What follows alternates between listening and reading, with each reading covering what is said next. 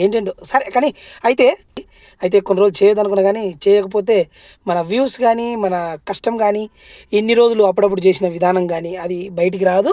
ఇంకొకటి ఏంటంటే వ్యూస్ తగ్గిపోవడం అలా ఇలా అనమాట. అయితే ఈ వీడియో ఏంటంటే ఒక 1999లో అప్పట్లో టాప్ హీరో అనమాట, మంచి టాపర్ ఆయననే చిరంజీవి గారు. ఆ చిరంజీవి గారి డ్యాన్స్ చూసి చాలామంది చిరంజీవి లాగానే డ్యాన్స్ చేయాలి, మేము చిరంజీవి లాగానే ఉండాలి అని చాలామంది అనుకునేవాళ్ళు. అందులో ఈయన ఒక అభిమాని.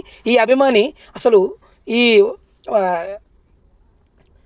వరుణ్ తేజ్ అంతే వరుణ్ తేజ్ గారి సినిమా సూపర్ హిట్ అయితే అయ్యింది కదా ఈ మధ్యకాలంలో. ఆ సినిమాలో నేను నటించాను.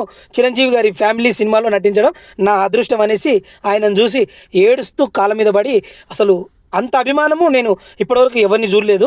ఆయనని నేను ఎన్నో రోజుల తర్వాత చూస్తున్న మా చిరంజీవి గారు అసలు ఎంతో అభిమానం అనేసి. కానీ ఈయన అప్పుడప్పుడు యూట్యూబ్లో డ్యాన్సులు చేసుకుంటూ చాలా మంచి డ్యాన్సర్ అనమాట. చావు బతుకుల వరకు వెళ్ళేసి హాస్పిటల్లో తిరిగి మళ్ళీ కోలుకొని ఈ స్థితికి వచ్చారు. చాలా మంచి డ్యాన్సరు.